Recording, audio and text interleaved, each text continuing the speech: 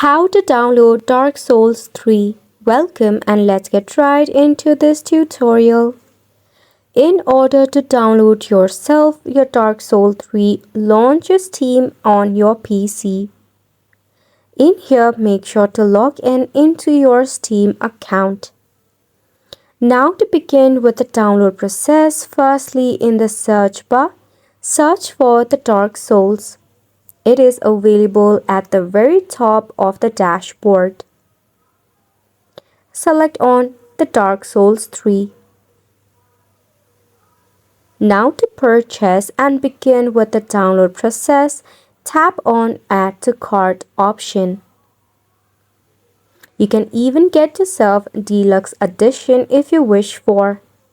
Tap on View My Cart. After which, remove the pending ones and tap on Continue to Payment with the Dark Souls 3. Select on a payment method. In the case of debit or credit card, enter your card number, expiration date and the CVV. Enter your billing information as well and tap on the Continue button. And that is how you'll get yourself your very own Dark Souls 3. And it's a wrap for the video as well. Thank you so much for tuning in.